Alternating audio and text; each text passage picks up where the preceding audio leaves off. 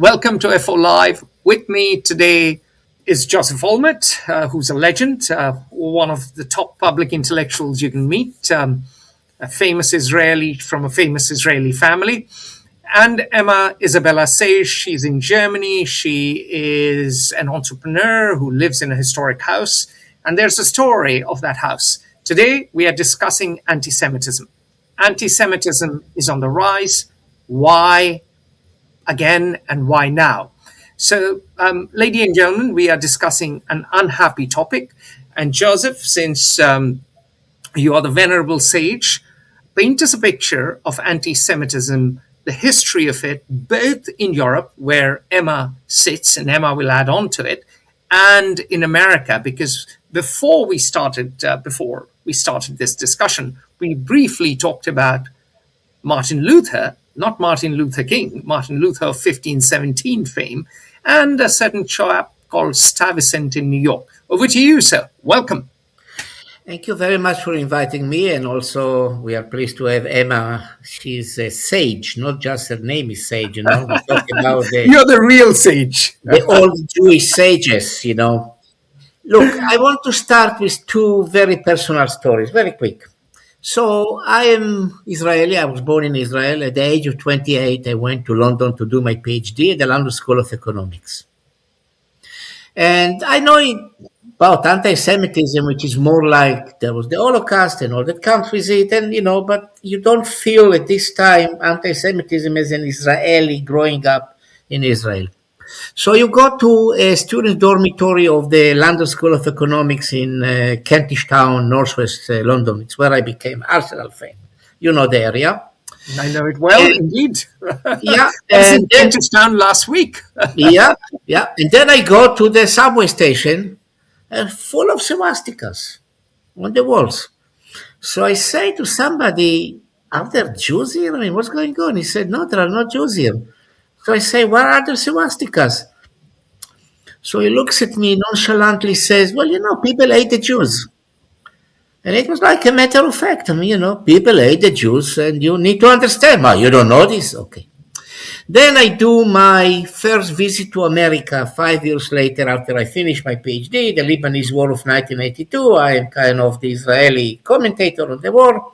I'm going to Berkeley University, of all places, in the Bay Area, San Francisco. What do I know about Berkeley? I taught there. I taught there a couple of years. That's you are to be blamed for, huh? The Socialist Republic of Berkeley. And I give the talk, and then Mr. Katz, a generic name, says to me, Dr. Olmert, I want to tell you something. I don't care about what Israel does. As a matter of fact, I think that if you do, you know what you do, and I even support it. But I have a problem. I'll be honest with you what my problem is. Problem is when Mr. Smith, again, generic name, tells me, Mr. Katz, what are your people doing in Israel?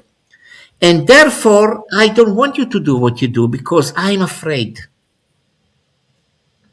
So put together these two stories, and you will see a lot of what's happening today. What is happening today basically is that the old demon of anti-Semitism is bursting up on occasions. What was this occasion? Gaza. And what was the occasion? An attempted genocide of Jews. As I understand it to be the 7th of October. And that unleashed a chain reaction, and when you talk about it with people, they tell you, but Dr. Olmert, with all due respect to you, it has always been like that. We just waited for the opportunity. And when you talk to Jews about that, in America, forget about Germany, and we shall hear from Emma about Germany, they tell you, that's what I don't like about Israel. We don't care what you do. As a matter of fact, we even believe that you know what you do, or you should do it, whatever. But see what it does to us. We saw that we live in a safe environment. And I hear it in my own home, by the way. So it's not a criticism, it's just a description of the situation. So what I'm trying to tell you, and that will be the end to begin with, anti-Semitism has always been there. It's the oldest recorded human hatred in the world history. And it just waits for opportunities to erupt. So you mentioned Stuyvesant, 1624 in New York. Take Mamdani today. You mentioned Martin Luther. Okay, I don't want to upset my Protestant friends and the Lutherans among them, but the 95 Thesis, a great revolutionary, he talks specifically about burning the Jews and their schools and synagogues, burning them. So what's new? I'll leave you with this question. Well, we haven't even talked about 1492 and the Inquisition. And the Crusades, and the Yellow Star under the Abbasid Empire. Do you want me to? And the Roman Empire, the clash between Hellenism and Judaism. I'm trying to be patient today, very moderate. You see, I'm very moderate. I mean, the Romans, in the larger scheme of things, were No, much better than the others. but that's the point, my friend. 2,000 years. Yeah. 2,000 years. All right. Emma, you're sitting in Germany. Tell us about the house you've bought. It's a house that goes back to 1656 in a village that was Yes. 13% Jewish. So tell us a little bit about where you're sitting as hammers go, you know. I'm so sorry. It's That's all this right. moment that my neighbors As have things go decided to hammer and resume tongs in the construction. background. It's well, I mean that's what I get for living in a developing area. We are seeing a great deal of revitalization in or attempted revitalization, I should say, in this region, which has been considered, flyover country in Germany. A lot of money is currently going into trying to Which redevelop region is this? Lower Brilliant. Saxony, Niedersachsen. So the story of how I got here is it started with my family pre-war in Germany. My my paternal grandfather was from a very ordinary Jewish family. Um, they were professors, bankers, middle class, and the the politics ended up with actually my paternal grandfather being fired in England. So the situation wasn't just contained to Germany. He was a German Jew working in England, got fired from his banking job, came back home, and Was as fired in things were England? going, He was fired yes, in England. yes, and I've read his termination letter. And it spoke to the political conditions. And so in England, he was too German to work for them as, tensions began to heat up. But in Germany, he was too Jewish to live. So the situation was that his brother was a reasonably renowned academic and was able to secure a visa to America. But he, as a banker, and his mother, as essentially a housewife, a retired, elderly woman, um, they were not able to secure visas initially to America. Um, so what happened was that the brother who was in America was able to work something out to get his brother in, but they couldn't get their mother in. So what she did was she stopped eating and she starved herself to death so that she could be buried and her son could leave because he was the only one who could get out of Germany. And he left on the second to last ship that was still allowing Jews to leave before they shut down that method of egress. So he ended up in America. Fast forward, my family gets repatriated by the modern iteration of the German government. Because what had happened was we had been declared, in order to legally conduct the Holocaust, we had been declared non citizens. And so, as part of reparations, they offered us our citizenship back. And so I now have dual American German citizenship. And I've come back here. I'm the first in my family to come back. I'm the first Jew to come back to this town. And I am very often the first Jew that anyone in this area has ever met. And what is interesting to me about those interactions is that everyone knows about Jews. everyone knows, you say, oh, what's a Jew? Like something comes into their mind. They're not like, oh, I've never heard of this. But if you ask any specific questions regarding, are we a religion? Are we an ethnicity? Where did we really come from? What do we really do? What makes a Jew a Jew? No one has any answers to any of those questions. They can't name 5 of our holidays. They don't know about our dietary restrictions. The lack of knowledge is really pervasive, even in this system that has devoted itself to the education of the youth to an understanding of the Holocaust. And what's interesting to me is that we have this barrier in education where people think that they know, but they don't know. And so mentally, they've kind of filled in the blanks for themselves. They have this imagined version of the Jewish people in their minds. They think because of all of the familiarity they have with, Judaism in this kind of passing sense, because they're taught from such an early age about the crimes that were committed against the Jewish people, they believe themselves to have more knowledge about us than they actually do. And it's very interesting to me that I think that maybe is a barrier to them getting to know who we really are and getting to understand what a Jew really is. It's a very moving story, but that's such, that is such a typical Jewish story. And I think that It is. I think that without praising ourselves now, Emma and myself, sometimes when you talk about such a big topic, maybe the real issues coming out by the personal stories of people rather than collectivize it and making it a general something that doesn't really talk to the minds of people because it's too general. You talk about specifics, you talk about particular cases here. And then you get specifics, Joseph. Let's remind our viewers and listeners that, Emma, the village you live in was 13% Jewish before Yes. the Holocaust. But that's exactly the point. So more than 1 out of 10 people in the village was Jewish. Exactly.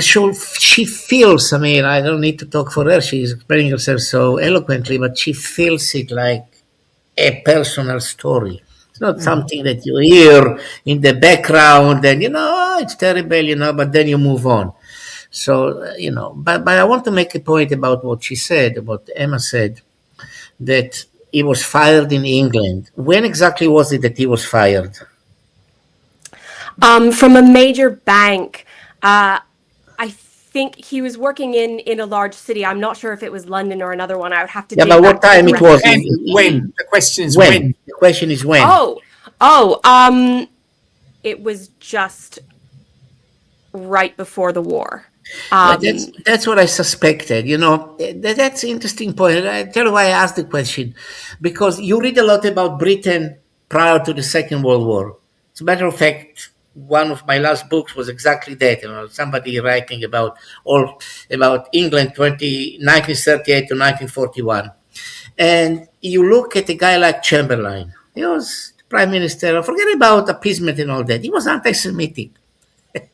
He was anti-Semitic, and the people around him were mostly anti-Semitic. And why do I make the point? Because they were fighting Hitler, or supposed to fight Hitler, but not because of the Jews, not because of the Jewish issue. Right. And then when you read all that, you say to yourself, even that did not allow people to put away their biases against the Jews. And just if you wanted to be... But Joseph, if I may interject. If you may, let me just finish 1 second. Trust me, you know me that I say, it's 1 second. So Chamberlain came from Birmingham. And it's very interesting. There was a Jewish mayor in Birmingham later on. Members of his family moved to Israel because of anti-Semitism in Birmingham now. And the mayor now in Birmingham is Muslim. So you wrap up here and you see a circle. It's almost like unbreakable chain. Sorry. Go ahead. So, Joseph, the reason I was interjecting is this is the 1930s. In Britain's defense, they didn't know about the Holocaust till then. They knew about anti-Semitism, of course. Kristallnacht had happened. But this is also a time when Britain runs colonies. They didn't treat the Indians very well. They didn't treat the Kenyans very well. They wouldn't treat the Malays very well. They didn't treat the Jews in so-called Palestine very well, yeah. They didn't treat the Arabs very well either. So yeah, that's true. They didn't treat anyone very well. yeah, very well. but that was the nature of humanity at the time. It was discriminatory. The French had their own empire. The Belgians were terrible in Congo. I'm not justifying what happened. What I'm making a point is that Chamberlain was a product of his time, and considering Germany, Britain was a much better place to be.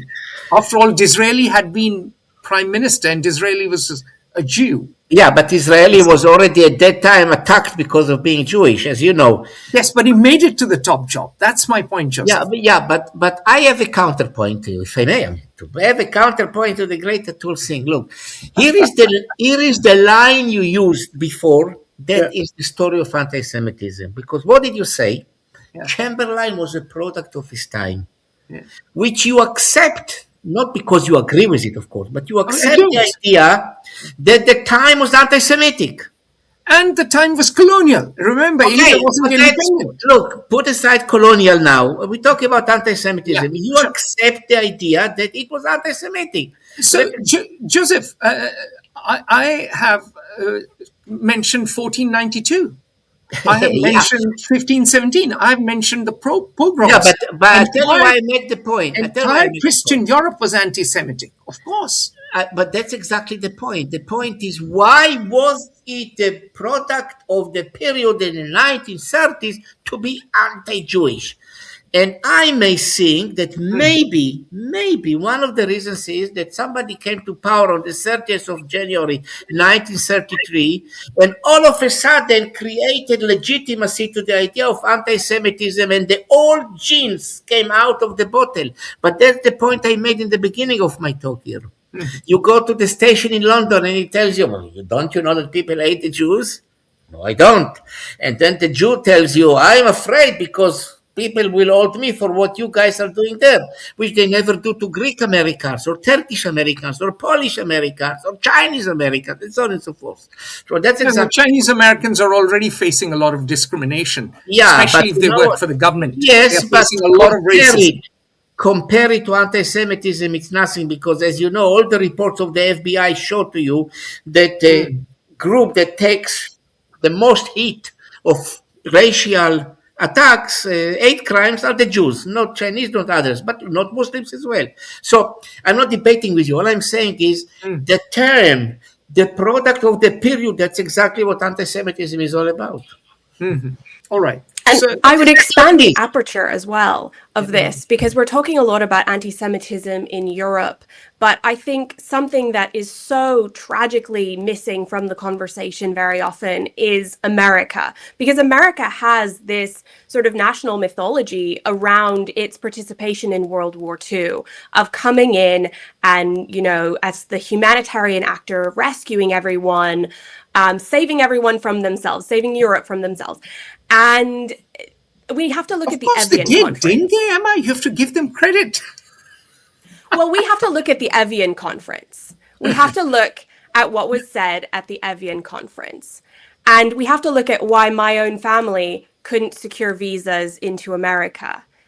Hitler was asking who's going to take the Jews before he decided on the final solution. And pretty much nobody said me. No one wanted to take these refugees before they were being killed. And Hitler used that to justify killing them. He said, well, I can't get rid of them any other way. So America has complicity in that as well. And I think it's not taught in their history. I was recently in the DC Holocaust Museum, and I was really searching for references to this. And it's still such a politically icky topic that they don't seem to want to really grapple with. There's still a big question of, oh, well, how much did Americans really know about what was going on in the Holocaust? I'm not so interested in how much the American public knew regarding the actual atrocities of the Holocaust as they played out. I'm interested in the fact that the people in power saw an opportunity, were handed on a silver platter an opportunity to help save lives before any of the killing started, and they didn't take it. So there was a German man called Eduard Scholti, and he comes in 1942 to a young Jewish guy called Rigner, Gerhard Rigner. The World Jewish Congress was almost nothing in Geneva, and tells him, I know what they are planning. I know what they are planning. Tell your people. And Regner could not believe. What are you talking about? To murder 11 million people? No, it can't be. And then he said, I decided that I can't take the risk of ignoring it. And he informed Sidney Silverman of the Jewish Congress in London and Rabbi Stephen Wise in DC, in New York, who was a good friend of Roosevelt. And the rest of the story we know. They didn't do. They didn't do. But look, what am I saying is not because we are so happy to tell you everybody is anti-Semitic. It's not like self-defeating sense or self-flagellation sense of, oh yeah, everybody is anti-Semitic. We are so happy to tell you that. It's not the case. Not everybody is anti-Semitic, but those who were, we have to tell. We have to say. And when you look at America in the 1930s, Father Coughlin, Henry Ford, every poll in America showed that anti-Semitism was rampant and all that. And you wonder why. It was already the era in which the Jews started to filter through to the echelons of American society and were known for their contributions and all that, to American society. Goldman Sachs is already around by now. Exactly. So the point is, so that's exactly the point that we are making here, is that the product of the period. When was it not the product of the period? When was it not? Is it not a product of the period right now? 100,000 Jews fought in the German army in the First World War. How many of them got the crosses, awards, whatever they call it over there? And you know what? The same happened in France when somebody, a Jew that was assimilating Jew, couldn't take the Vichy decrees against the Jews. And he wrote to Pétain, he said, I was your soldier in Verdun. You know my name. He didn't even answer him. So it was France, it was Germany, it was England, it was the US. We talk here about Joseph. Let me interrupt you briefly and mention that the Albert Dreyfus affair, Albert Dreyfus. And by the way, there was no anti-Semitism in India. There was no anti-Semitism in China. I'm visiting China in 1992 in the city that my family came from. You know that we are refugees from Russia via China to Israel. And in what used to be the Jewish school, there are the pictures of all the forefathers of Marxism and communism, all the way from Marx and Engels. And the guide says they were all good people and Jews. So I said, what are you talking about? He said, they were not ethnic Jews, but Jews are good people. So they were good people. And that's China. So even that became later on a subject of attack. You may know the famous book of Dara Oren, great writer that I like very much, about the world likes the Jews. And she refers to how the Chinese tried to reactivate the Jewish history of Manchuria, of Harbin, where my family came from, and Tianjin and Shanghai and all that, in a critical way, because it's not existing anymore. But the fact of the matter is there was no anti-Semitism in parts of the world, and very significant parts. So it's not like we are happy to tell you everybody was against the Jews. No, we are happy Joseph, to tell you where they were. You've raised an important point. So, and this point is a difficult point, because if you have truth with a capital T, and you believe that the Quran is the holy book or the Bible is the holy book, then those who don't accept it by their very nature are in denial of that truth and therefore have to be converted.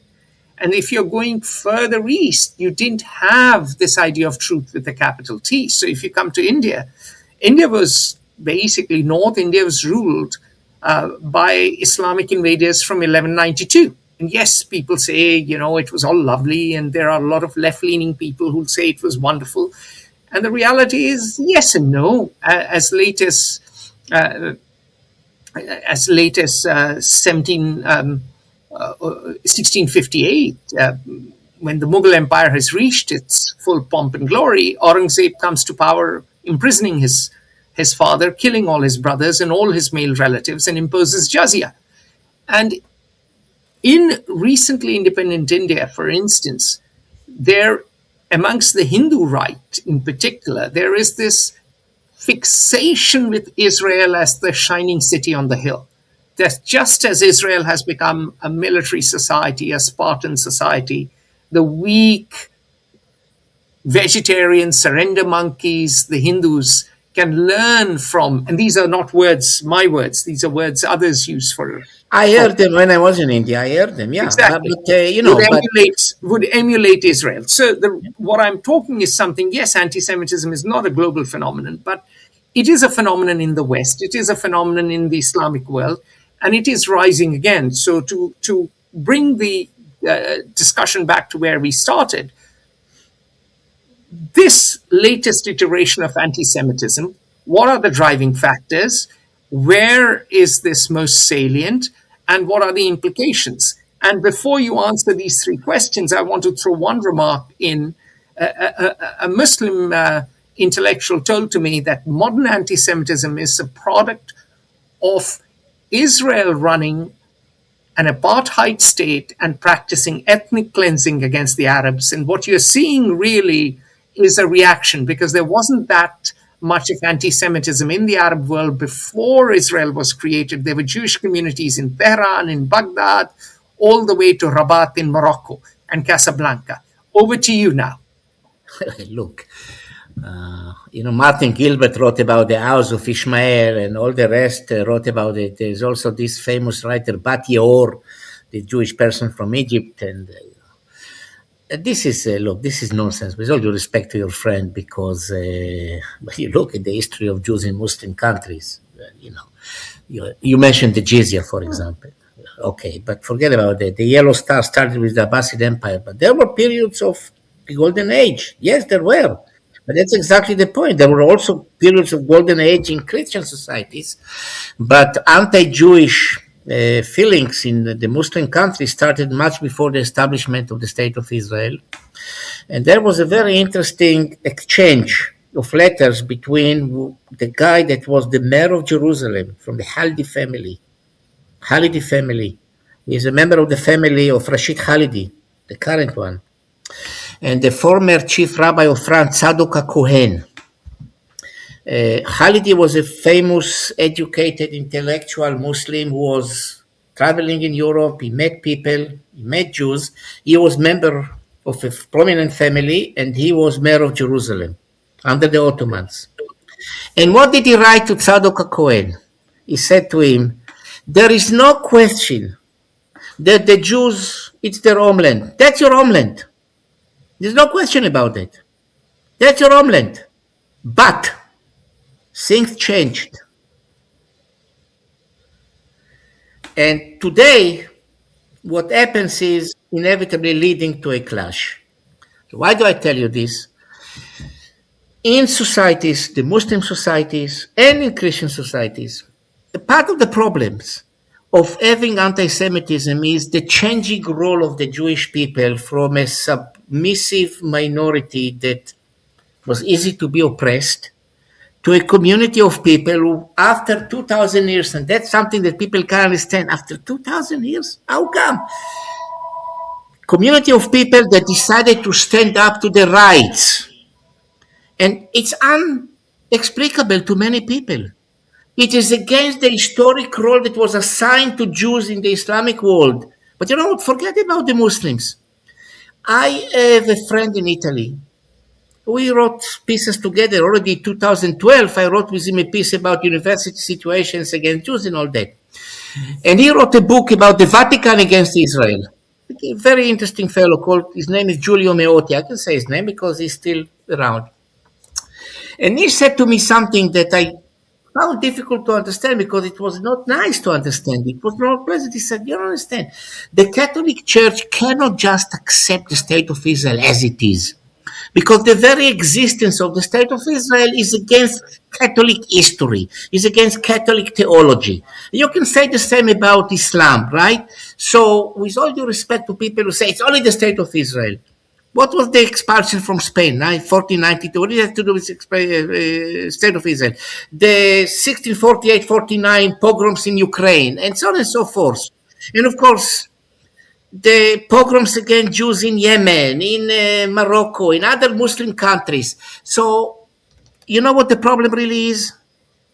The problem really is that when you have the state of Israel and you have a body of Jews that you can pinpoint to, it's very easy to all these old notions of anti-Semitism to come about and blame now not the Jews but the state of Israel, which is to blame the Jews, which is what it is exactly. So with all due respect to your friend, whom I don't know who he is, I'm sure he's a nice guy because all your friends must be nice, maybe out of me. It's nonsense. It is total sheer nonsense. Okay? Nonsense. The Mufti of Jerusalem recruited an SS Legion in Bosnia in 1942. And he met Hitler in November of 1941 to tell him to destroy the Jews like Hitler needed him to hear it. By the way, Netanyahu made a stupid mistake one time by blaming the Mufti for whatever happened in the Holocaust. That was nonsense. It was nothing to do with him, but it just shows to you how writing history now is so much influenced by the politics of the situation. So you're talking about the lovely chap Husseini, correct? Yes, Hajj Amin al-Husseini. Yeah. But I also talked about the mayor of Jerusalem, Halidi, who said, yeah, of course it's your country. Of course it's your homeland. We know that. But things change. You know what? Let me just finish one more line here. And I think that Emma should, because, people can't understand Zionism. Why? Because nobody can understand really something like, you know what, for 2,000 years we were dreaming about coming back to our homeland. Because who has an history of 2,000 years that they can relate to? Who? Nobody has. Well, the Chinese would. No, I don't talk about India. I don't talk about India. And the Indians would object. I mean, the Indians and the Chinese have retained. That's why I made the exception before. Because I have issues with the term the Judeo-Christian whatever. Okay? I have issues with it.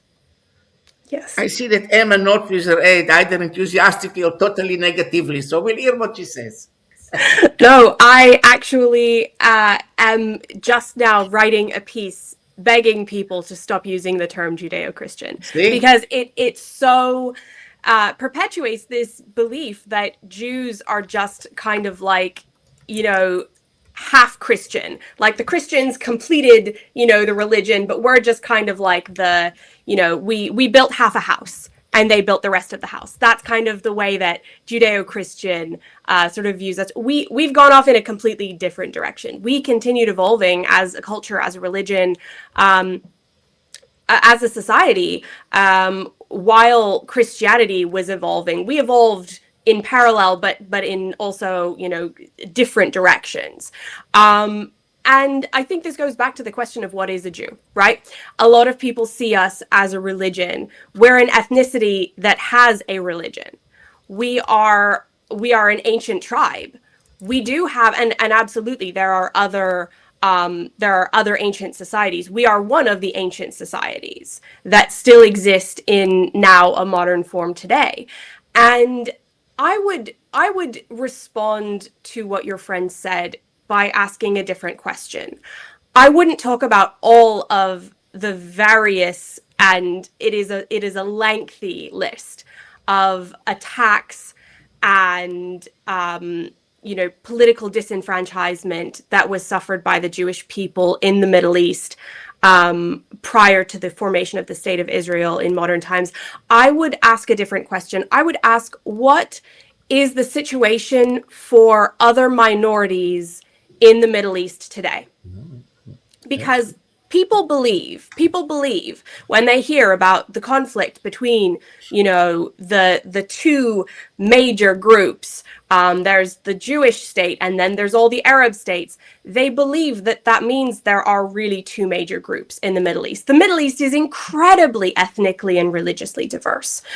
People also, I have issues with people using the term Abrahamic. They don't know how many Abrahamic religions there are. They think there are three. There are many more. They're not talking about the Druze. They're not talking about the Samaritans. And so I would ask your friend, what is the status of religious and ethnic minorities in the Middle East who are not Jewish, and how are they faring today under Arab rule? Is this a Jewish problem, or is this a problem that one dominant ethnicity came to believe in its own supremacy and came to believe that the only kind of state that should exist in the region is one controlled by that ethnic group? This is ethnic conflict. This is ethnic conflict in the same way that you see in the Balkans. We have better comparisons. People always look for a religious war comparison, but we have better comparisons to make with the Israeli-Palestinian conflict. Whenever we talk about the Balkans, I would say Nagorno-Karabakh is a great comparison. That's the best comparison. Cyprus is also a decent comparison. We have a conflict over statehood and land. I would never characterize this as a religious conflict, although, of course, with any ethnic conflict, there will be some religious undertones. But fundamentally, this is about self-determination and who gets to control what territory and who gets to have what political rights. It's the same dynamic that's played out in a lot of other places. And I don't know why it's treated with such exceptionalism. So, Emma, but religion is a fundamental organizing principle of society, and the modern fashion to say it's not religion is also, It's definitely, here I take a little exception with Emma, but it has a religious element, Exactly. which is very strong. But no, she's absolutely right. Emma is absolutely right. Look, the ethnic element is very significant. Look, I'm very much involved with Kurdish people. By the way, some of them live in Germany. Kurdish activists who are very pro-Israel, extremely pro-Israel. And the Assyrians of Iraq, the Chaldeans of Iraq, the Syrianic, so to speak, world, and I can go on and on and on like this, the Yazidis, Germany now scored goals in the Mundial. Dennis Undav is a Yazidi Kurd. Playing for Germany, fine, but he represents a minority that was out of the Middle East. There are more people of this minority out of the Middle East than in the Middle East. There are more Maronite Lebanese in Brazil than in Lebanon. Only in Brazil, there are more Lebanese Maronite than in Lebanon. So look, that's a very great point that Emma made. And the fact of the matter is that when people talk about the isolation of Israel, which is to a large extent is of course correct. I mean, unfortunately, they still tend to forget that there is an indigenous embassy in Jerusalem. You'll be surprised to hear that, which represents many indigenous groups from the world. And you now check, for example, you will be surprised. Maoris in New Zealand support Israel, not all of them, many of them. Many blacks in South Africa who are very Christian. Okay? Christian communities in the Middle East. Native Americans in America, in Canada, and so on and so forth. Because they understand the element of being indigenous here, and they have a very good reading of history. The Jews are the indigenous people. And that comes back to what your friend told you. Of all the peoples of the Middle East, and I'll follow now on the point that Emma did. Of all the peoples of the Middle East that were conquered by Islam, okay, the only one that after all those years of Muslim occupation rose up to claim its rights are the Jews. So the Jews running against history for many Muslims, most of them are not many Muslims, Jews run against history for many Catholics because the very notion that there could be still a Jewish sovereignty in Jerusalem, all these places, is not accepted to many Christians because it goes against their history. And I'm not starting to debate it, I'm just saying it. So look, Atul. So, just to stop you there, what you're pointing out is there's a conflict between the universal and the particular, which is part of the human condition. If you get a universalist faith, then the particular has to be subsumed. And if you don't, you may retain your uniqueness, but you also then set yourself up to be a target. It is, yeah, look, I would define it a bit different, if I may. It is a problem of understanding history. This is what the conflict is all about. What is history? For us, history is 3,000 years. Because when you look back, look, forget about politics now. When Jews get married, they break the glass. Why? To remember the destruction of the temple in Jerusalem. So people ask you, when was it? I say, 70 AD. What are you talking about? I say, what are you talking about? I say, yeah. Immortalized by Josephus. Okay, and Tacitus. And Tacitus and others. Tacitus, yeah. Okay, now, go beyond it. Forget about politics. Jews finish a festive meal. They sing Shira Ma'alot, the prayer. When God brought us back to Zion. After the first exile, the poem On the Rivers of Babylon, there we sat crying about Zion. So our sense of history is totally different. And then you go to Australia like I did a couple of times in New Zealand on what they call Asbara for Israel, talking and all that. And in Australia, they talk to you about colonially settled Jews in Palestine. You understand? So, I mean, if it wasn't so sad, it would have been so funny, isn't it, right? But here is the story. It's not funny at all. Look, then you have Bondi Beach, because then you have Bondi Beach in Australia. And know what happens now in Australia. Parties like the Greens of Australia, there was no massacre. It's because of Israel. So let me stop you and quote an Australian. And he's a philosopher, he's an intellectual, and he said to me that both things are true at the same time. 2,000, 3,000 years ago, of course, there were Jewish tribes there, and they moved out, and they went to Ethiopia, they went to Siberia. They moved out. Or they were kicked out. Okay. The Romans kicked them out. Yeah. All right, fine. But the point, he said, is that now for centuries, Palestinians have been living there. Okay. And he said that both are true. The Jewish people at that time suffered their version of Nakba. The Palestinians in 1948 and thereafter have suffered their version of Nakba. Okay. So now you look at so-called Palestine, 78% are under Palestinian Arab control, Jordan. Territory of Jordan is 84,000 square kilometers. Israel is 4 times less. Simple answer. I would also, of course, mention that when you talk about the Nakba, there's a gaping hole in, the other direction.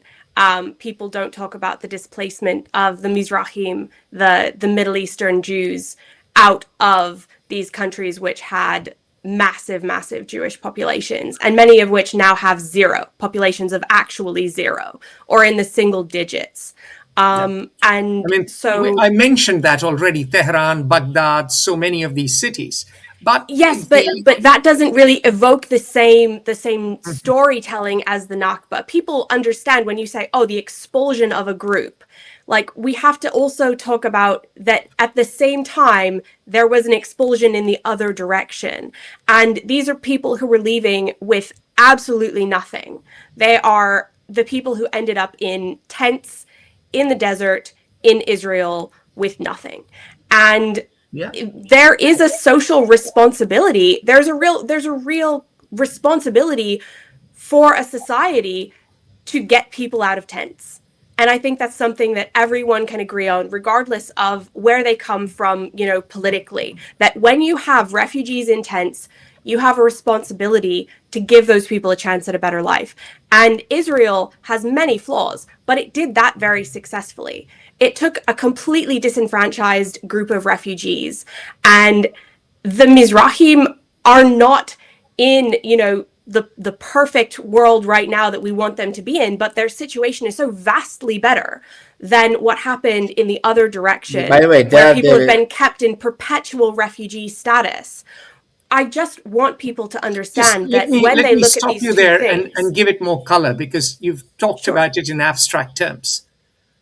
In Israel, the gist of your argument, and many of my friends make this argument. Many close friends have made this argument for years. Heather Heldman has made this argument. So our board member, you know her quite well, Joseph. And the point is that Israel managed to get Jews from Ethiopia and India and Baghdad and Tehran and Istanbul, and of course the Viennese Jews, who were the, shall we say, the most upper caste Brahmins of Israel, and managed to meld them in a nation, in one nation. But when Palestinian refugees left for Lebanon, they were always in refugee status. They are in refugee status till today. When Palestinian refugees left, even for other countries, they were never able to become a part of Look, important that's a group great, of that that's a country. very good point. That's a very good point. And there are two ways to look at it. Mhm. One way is to debate specifically the point, which I will leave aside now, and I'll tell you why. Because I would like to go to another point altogether. Mhm. The absolutism of viewing the conflict as opposed to the relativism of it. That's to say, I accept rights of Palestinians. Mm. I accept. I need to tell you a story about it. 2002, George Mason University, I taught there. There's a group of Palestinian girls, and I knew that they were there. Among them, a daughter of a famous Palestinian speaker, never mind names. Mhm. And she tells me something that's very interesting that left with me until now. She said, Dr. Olmert, I was surprised to hear you because you said that even in Jerusalem, there could be room for some Jewish concessions. I don't understand it. Because if you believe that something is yours, you can never give up on anything of it. So I told her whatever I told her, and then we talked friendlier after and but I tried to talk Arabic to her. She didn't know Arabic. I talked to her Arabic, but it's also calling herself Palestinian, but okay. The point was really, we cannot give up on anything. And that's what I call the absolutist approach of the conflict. The Jews have no right to exist as a nation. No, I'm not anti-Israel. I accept the right to exist. Thank you very much. I accept America's right to exist. Great. Or France, or India, or China. Okay. The Jews have no rights, none whatsoever. You can argue that the Jews have rights, but you know what? We can compromise over that. We can give up on this, we can give up on that. That's where the problem really is. And No, now, Joseph, I'll have to stop you for 1 minute One and second. Let correct. me finish, please, again. Go back to India and Pakistan. The same time it started, the big conflict, 47, 48. Does anyone in India really negate the right of Pakistan to exist? Or the right in Pakistan, they negate the right of India to exist? They don't. They are having diplomatic relations ever since. They are having border. They are having wars also, but they also play cricket with each other and so on and so forth. So the problem about the Middle East really is the absolutist Mhm. approach of one side as opposed to the other side. I accept Jewish rights. I don't say there are no Palestinian rights. There are. But Let's here's the thing, negotiate. Let's talk. Joseph, you are certainly fundamentally a liberal in the sense of the 19th century British liberal, not American liberal, and you are an open-minded chap. But you and I have talked about the rising power of far-right people, Ben Gvir, Smotrich, the They're two two people you idiots, love, yeah. Okay. and they are absolutists, just like Islamic Of course they fundamentalists. are, but that's exactly, first of all, the two of them are idiots who cause damage. Oh, yeah, they are who cause damage to Israel. Look, I write about that, so I can say it. Everybody sees it. Who cause damage to Israel, and hopefully they will be out of government. Yeah. And they still are not representing the overall policy even of that government. Still, Got it. you never know with Netanyahu what he will do. But okay, so if you are But the claiming that they are, settlers have kept coming. The settler and yes, many but of the they are, settlers are hardline. yes, they Many exist. of them, not all of They them, but many of exist, them. and they are a minority in Israel, but they are not Yes. the majority or even the overwhelming majority as it is in the other side. Okay. So, okay, so that's why I said the absolutist approach there as opposed to the different approaches here. Approaches versus one approach. Hmm. And that's a big difference. But look, of course, there are bad people in Israel. And I think that I heard before that Emma said Israel may make all kinds of mistakes, but not on this one. We all make mistakes, we Mhm. are never perfect and all that. And nobody should claim to be perfect. But this girl in 2002 told you a simple truth. If it's important to you, you can't give up. And I try to explain to you giving up is exactly when you give up on something which is important to you. And that's what compromise is all about. So Emma wanted to say, have a word in, and I think we haven't quite addressed the new anti-Semitism. What are its reasons? What are its features? What are its implications? We'll go back to that. Emma, over to you. Get your word in, and then we address the pertinent question. I think it was wise of you to get an Israeli and a diaspora Jew on the same podcast episode because we represent just in this room the two possibilities for Jewish life. And yet we agree on everything. We agree on Israel's right to exist. We agree on the critical importance of maintaining, safe conditions for Jewish life outside of Israel as well. So, I mean, you have these two people in this room right now who both have a very different story and have never met before in their lives, but we have so much more in common than you could even find to separate us.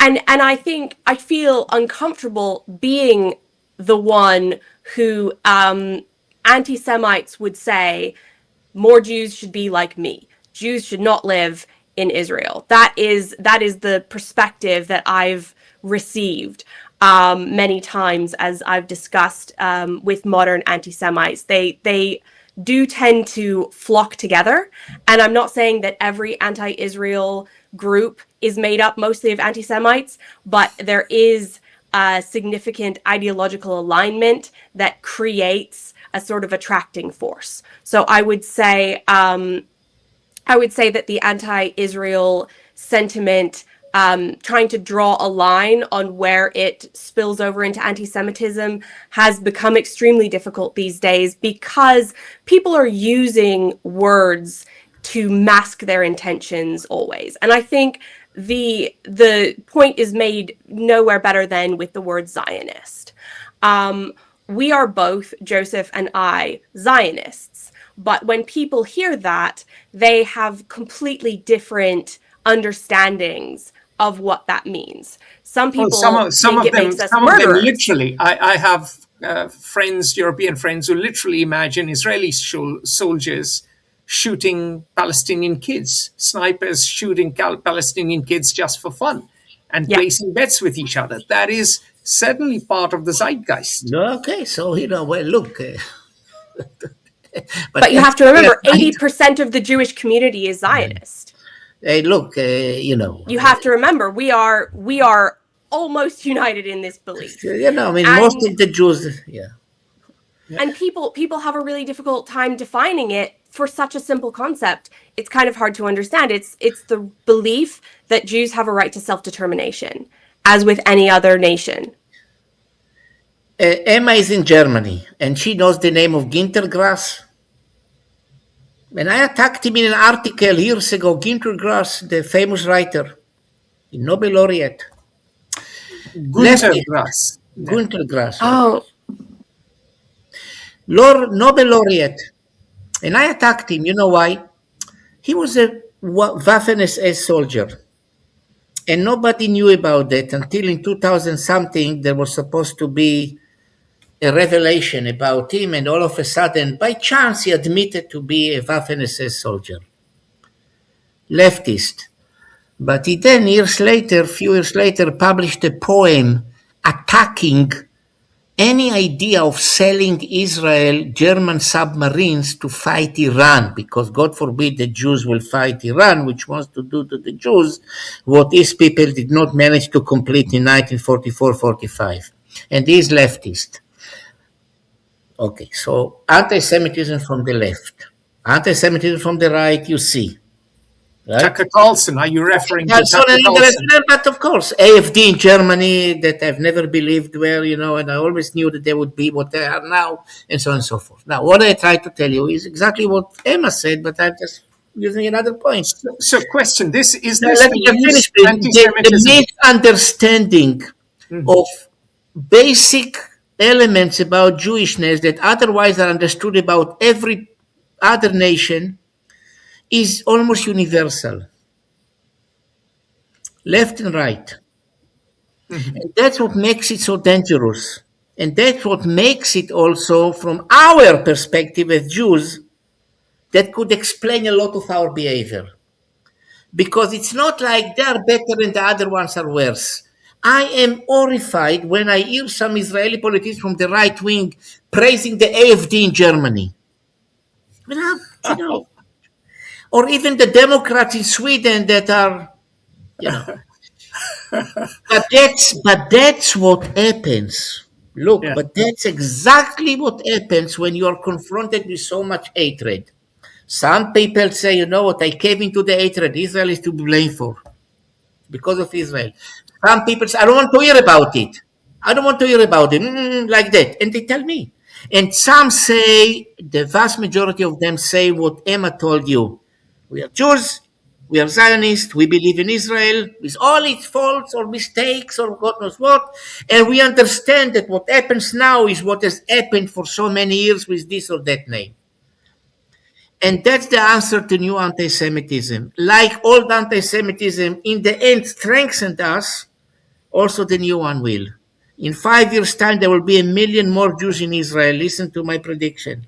The Israeli economy will flourish even beyond what it is now. And that will be the result of 7th of October.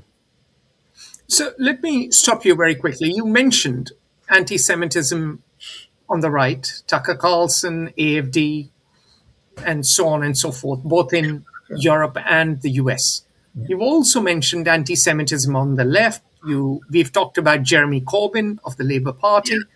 We have talked about we- him. Surely. You have mentioned Zohran Mamdani.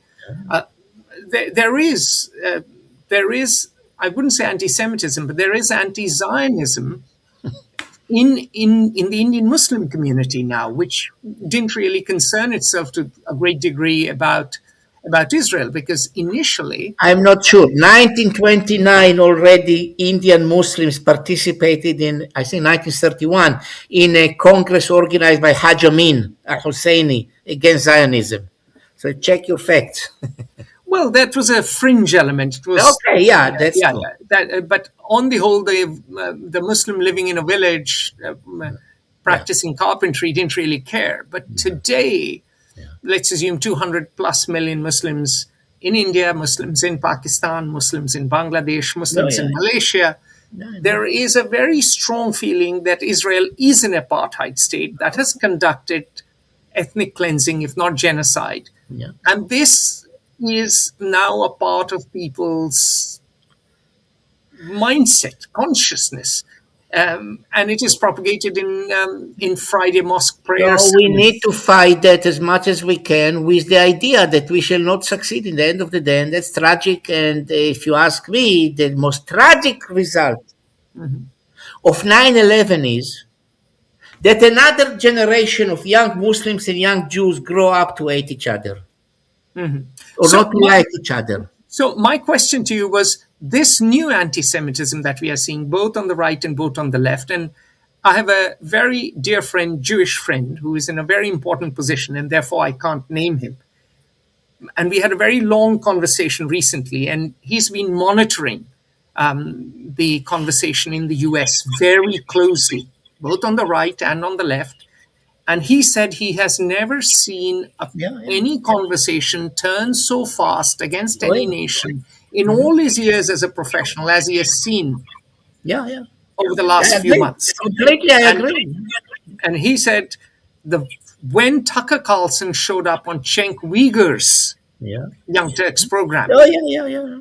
he knew Yeah. that the writing was on the wall, that Israel would not have, and this is his prediction, Israel will not have the support of either the Democrats or the Republicans in the coming years. That's true, but then the answer to this gentleman is, so what should we do? I mean, how can you convince Cenk Uyghur? Listen to him, look at him at Piers Morgan. I mean, do you look and see something okay? And Tucker Carlson, who is now talks about Islam and Qatar being, so, I mean, look. So what can we do about it? So But my question to you is: this new anti-Semitism is coming from the left. It's coming I from the right. understand, but I'll tell you the answer is, what can we do about it? Being What strongly more Zionist than ever before. I see. Because Zionism is the only possible Jewish collective response to anti-Semitism. All the rest of it is giving up to it or just ignoring it. That's it. But let's see. And it's impossible to ignore, because I mean, we're not just talking about anti-Semitism as, words and political acts. We're also talking about lethal actions. The far right is responsible for the single most deadly shooting of Jews in the United States, but recently the deaths have come from the far left. The shooting in DC of the young couple from the embassy, that was perpetrated by an actor on the far left. So we're seeing lethal violence from both sides of the political spectrum worldwide. And I want to kind of define one contributing factor, from kind of a psychological element of the certainly the European anti-Semitism, the new anti-Semitism, but I think this also applies to America, especially when you return to the idea of the Evian conference and what could have been done and what wasn't done. There is an idea that when a person is guilty of something, their psychological need is to find guilt in the other party. And so there is a lot of psychological research showing that, for example, if you cheat, you're more likely to be suspicious of your partner for cheating, and you'll find, reasons to justify your own actions. And so we're seeing something quite like that with the new anti-Semitism in Europe. There is a lot of Holocaust inversion.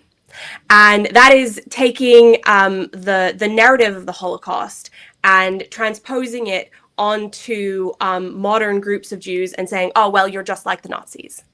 So the impetus behind that is to say, oh, well, maybe we weren't so in perpetrating the Holocaust. These people really are just bad people. And maybe everybody's just bad people at different times in history. And maybe it's all the same. And it's just, is anyone really guilty if everyone's guilty? And so it assuages their own guilt, because there is a real question. It's something that Germany has had to grapple with over the years, is how do you take something that is worldwide known as, one of the greatest moral failings of modern era of humankind? How do you take that and shoulder it and move on? And they've come up with a lot of good answers. I mean, the understanding was that just sitting in guilt, A, it's too passive, and B, people can't hold that negative emotion for very long. They can't just steep in misery. People are just unable to do that. So they've come up with the idea of Verantwortung, responsibility, and answering for the crimes. I admire this young lady, I'm telling you, because she takes the words out of me. And I use this point exactly, Emma. And I understood it already, when? In December of 1985. Why then? Because I had a TV debate in Canada with Noam Chomsky, of all people. And Noam Chomsky was, in a way, Holocaust denier. No, he did not deny the Holocaust. He just supported the right of Robert Faurisson, the first French to deny the Holocaust and got a PhD from University of Lyon. Then they revoked it. Other grounds of freedom of speech and all that, but then he denied the same rights when I talked to him. But the Israeli state forbid the existence of the Rabbi Kahani party at that time. So no, that's not the same. That's not the same. Of course, not the same because Now, what I understood that already at that time By the is, way, Noam Chomsky is Jewish himself. I know, but that's what I'm saying. We know. What I understood that, but he's the guru of the left and all this. So his Jewishness is, yes, I'm Jewish. Well, what does it mean? But anyways, what I understood is Israel doesn't have a real right to exist because Zionism is terrible. But if they had the right to exist, it's because of the Holocaust. Terrible. But now that they are doing the same, genociding other people, they lose even that reason or right to exist. And the argument, therefore, that we are doing an Holocaust to a population which is even in 2025 grew in Gaza in numbers than what it was before, according to the numbers of Hamas, that very few people pay attention to. So much for genocide. It is to say that even this right to exist, they don't have anymore.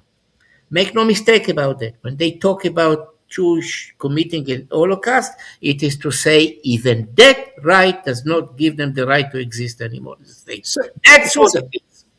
Joseph, I'm going to quote a Jewish intellectual, and I'm sure you are going to react quite badly. His name is Norman Finkelstein. Well, yeah, okay. And Norman Finkelstein has talked about deconstruction of Zionist narratives. Yeah. He said there was the Nakba. He's also mentioned the 67 and 73 wars. Yeah. He's critiqued the Holocaust industry. He says that the memory of the Nazi Holocaust has been weaponized by Jewish organizations and the Israeli establishment. But that's the point I made to you now. They try to use the Holocaust in which to remove Israeli rights to exist. Yeah, but he's talking something else. And there's a last point that he makes is mowing the lawn in Gaza strategy, right? And he says that, number one, this has simply not worked.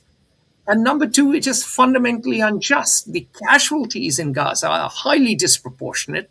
The actions in West Bank, with settlers coming in, taking olive groves, taking land, taking water, the actions even in Lebanon, going all the way till the Litani River.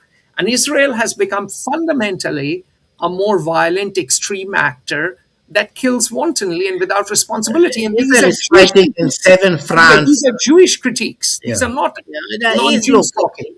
Doesn't matter if he's Jewish or not, because not all the Jews are supposed to have the same opinion, like not all the Indians. And even in America, as you know, there are some Indians who are far left and some Vivek Ramaswamy is not Deepak Chopra. It's like, so Jews can have different opinions. I don't care whether he's Jewish or not. Look, this disproportionality nonsense, really once and for all. 2,403 were killed in Pearl Harbor. 3 million Japanese were killed later on. Don't talk to me about proportionality. It is nonsense. Nobody keeps it. It doesn't have any sense about the war. It doesn't even know how to use it. It doesn't even know what the noise of fire is, shooting and all that, And John Spencer, the number one American expert on urban fighting, will tell you it's nonsense. And so on and so forth. So, look. And you are someone who served in the Yom Kippur War. Yeah, and therefore, what does it have to do that he's Jewish? Don't you think the Jewish people can't be idiots? You know how many idiot Jews I know? Jewish people can't be stupid and unknowledgeable, and Jewish people can't be the ones who try to defend themselves against whatever by saying, yes, we are Jews, but we are against Israel. We are against Zionism, so we are good Jews. The last of them is called Scott Wiener. Did you read about Scott Wiener? Check it out. I haven't. Yeah, progressive Jew from San Francisco who runs to the seat vacated by Nancy Pelosi, that already made himself anti-Israel, but not to the point of saying Israel has no right to exist, and refused to use the word genocide, even though he supported not selling military aid to Israel. Okay, not okay, but he showed up in a transgender, whatever, LGBTQ community march in San Francisco and was attacked almost physically, but verbally for being a Zionist because he would not say genocide. So he didn't say genocide. So it's okay. So he's Jewish. I mean, Scott Wiener is a Jew, and many Jews now in San Francisco, and I get it because I have connections in San Francisco. They say, we need to rethink. We need to rethink. We understand it better now. We understand it better now. So Scott Wiener is one of those Jews who are cowards enough to crawl under, because there is allegations, and he accepts all this. So what? Jewish or not doesn't matter. The So, problem is address that, the points of Norman Finkelstein. Let's yeah, go but back to the points it's he's made. nonsense. Look, the Hezbollah attacked Israel. What is he talking about? I mean, Israel did not occupy even 1 inch of Lebanese territory. This. Look. Settlers who misbehave in Judea and Samaria or the West Bank, put them in jail. Fight with them. I will be the first to say it, and I write it. There's no question about it. But that's exactly the point. I can say it, I can write it, I'm still alive. Look, Norman Finkelstein has been around for all those years, and there has been a few weeks ago an anti-Zionist Jewish Congress in Dublin. So I looked at the list of participants. All of them were about 75, 80 years old, some new names and all this, So obviously there have been Jews that have been anti-Zionist from day one. And why not? We are a democratic nation. I mean, not everybody has to be in one opinion. Do we expect all Irish Americans to have one opinion? I mean, all this even question, but he's Jewish and he's against Israel. Okay, so he's against Israel. He's wrong, even though he's Jewish. And Emma is right, even though she's Jewish. And I'm right sometimes, even though I'm Jewish. And I would say that there's a reason that people have been elevated to a great level of public stature, and that they've been selected for speaking engagements, and that they are constantly put forth if they happen to be a Jewish individual who holds these views. That is a very calculated decision that is being made by a political movement that is trying to shed, I would say unsuccessfully, valid accusations of anti-Semitism. It is the fig leaf tactic. And when I was 18, I was actually used by the far left in the exact same way. That's a piece of my own personal history that we haven't gotten into. When I was 18, I went to an American university, and everyone Where around I taught. me... Sorry? I taught at American University in DC, yeah. Not at American University, but an at American University, yeah, okay. A university in America.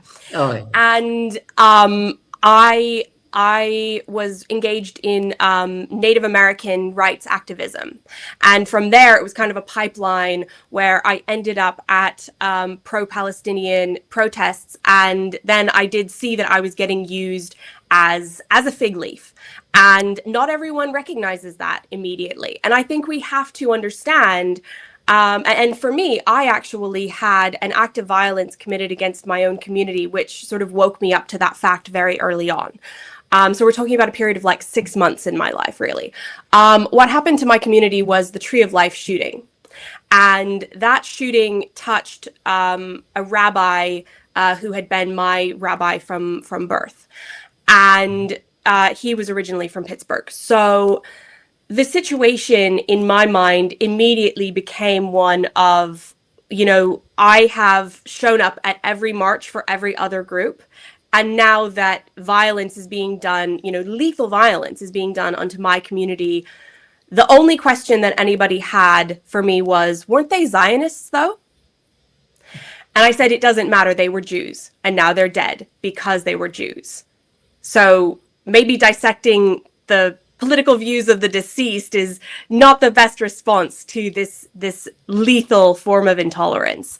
So most people didn't get that experience until October 7th. And I'm speaking from a diaspora Jewish perspective. There was a lot of this sense that you should just say the right things and get this kind of, widespread approval for appearing moral and evolved. And there's a kind of self-sacrificing element of it, that if we are willing to, say, oh, like those rights, we forfeit those rights, we forfeit the right to have a state, we forfeit the right to have a national identity and to advocate for ourselves, it's seen as being very evolved, it's seen as being very intellectual, it's seen as being very, with the times. And these archaic notions of, a tribal identity and that we need to look out for one another. Oh, we're past that, but we're not past that when nobody else shows up for us en masse. When we're the ones who get attacked, we have to be the ones who look out for each other. We have to take on a greater role in our own protection. And the Jewish community has created security organizations dedicated to trying to prevent the next attack. And this is important because people talk about America as the place, people will say, if they're being openly anti-Semitic, they'll say, go back to Poland. But really, people talk about America as the sort of foil for Israel. There's so many Jews in America, and they're doing so well. America is like this Jewish Mecca. It's not. I've lived there for many years, and aside from the Tree of Life shooting, which touched me personally, we also have things that scarcely get reported in the news. The Chabad house in Portland, Oregon, where I lived, burned down. The door of the main synagogue was firebombed. It has, big black scorch marks up it, spray painted anti-Semitic graffiti, all of that. The threat is constant. It is real. It is growing. And it's also growing in Europe. And it's also growing in countries that don't militarily, that were not active in the recent Iran-Israel war. So it's not that they've selected just the perpetrators of this violence. I mean, Bondi Beach, Australia. Where was Australia in Iran? So the question is not one of, are the guilty just having trouble accepting, that violence begets violence. This is not that. This is an old hatred which in its current incarnation is seen as a kind of moral virtue. It's seen as a way of distinguishing yourself among your peers. To be pro-Palestinian, to be anti-Israel, is to be, a defender of all of the causes of the left. And you will see Palestinian flags at climate marches, and you will see them at Black Lives Matter marches. And there is this sort of aggregation of views on the left that I don't think anyone has really sat down and thought about whether their pro-Palestinian actions are bringing about the kind of change that they wish to see. Because I believe if people were truly pro-Palestinian, they would be advocating for citizenship for the Palestinians in the countries where they find themselves as refugees, and maybe even dual citizenship. I would be happy if they kept a Palestinian and, a citizenship of the country where they are, but they should have full political participation.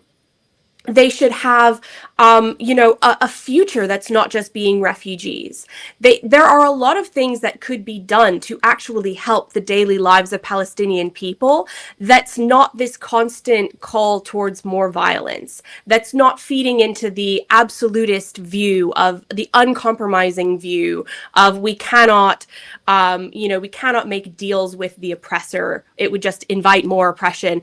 It's that view that keeps us from being able to coexist, because they're constantly being rewarded for things like October 7. I mean, the profile of the pro-Palestinian movement has hardly ever been higher.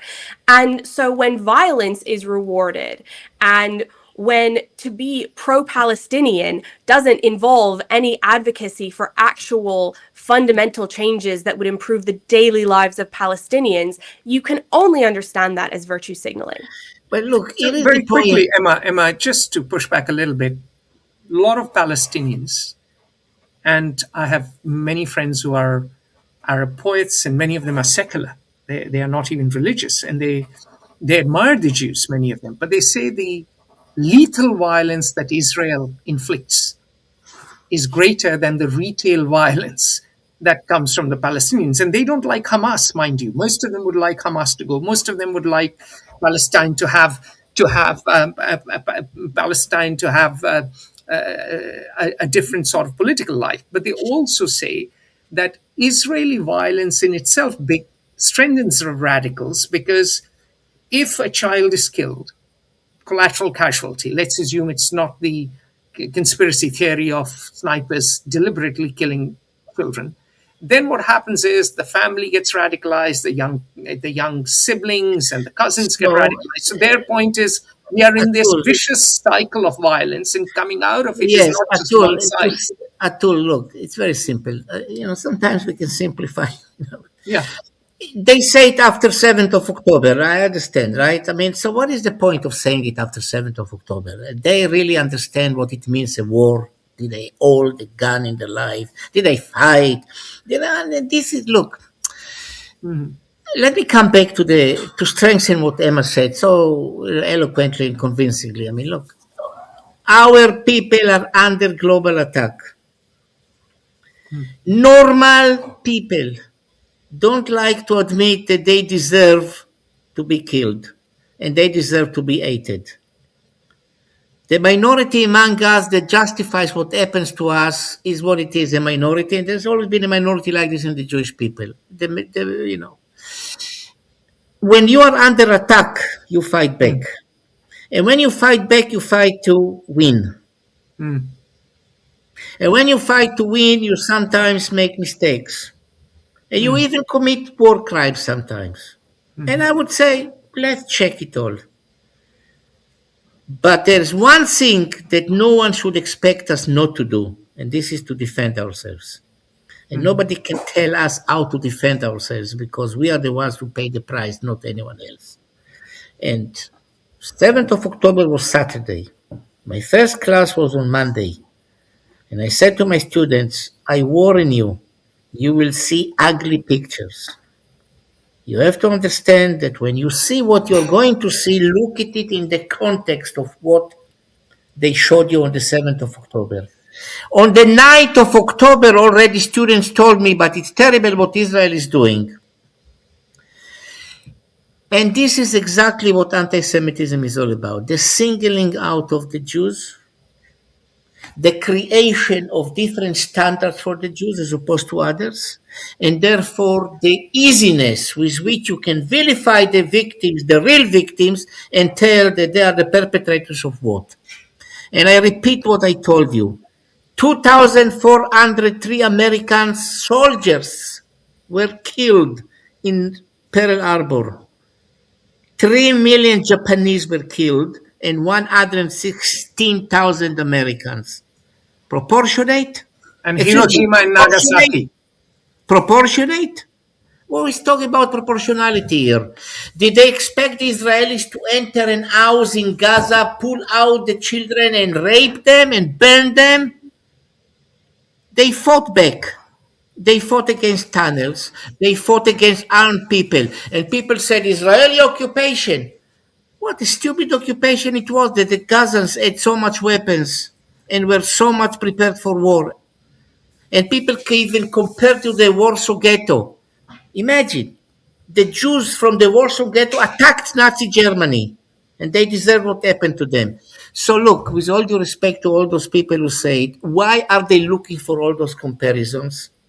Because they want to deprive what they consider to be the one reason that the Jews may still have the right to exist. And this is the moral issue of the Holocaust and anti-Semitism. But if they are worse than the other ones, even that reason doesn't exist. And I have a simple message to everybody, whether you like us or not. For 3,000 years we existed, we are going to exist for 3,000 years more. Like it or not, accept it. This is going to continue. And by the way, the state of Israel will be stronger. And when people tell, but Netanyahu, October will come, there will be another government in Israel. What will they say now? You will interview me, and I can assure you right now that whatever new government in Israel that will after the election, they will still say the same about Israel. And this is not to justify Netanyahu. I don't like him. I am opposed to him. He is not the issue. The issue is anti-Semitism. 2,000 years. It's what Emma told you, and even what I told you. Brilliant. On that rather impassioned note, But the passion, very simple. simple note, eloquent note, Eloquent. we'll continue our discussion. Thank you very much Thank for you. attending FO Live, Always a pleasure. and we will have you back. Thank you very much. Bye. Thank you. Take care. Bye. Join the conversation at Fair Observer and subscribe to our YouTube channel.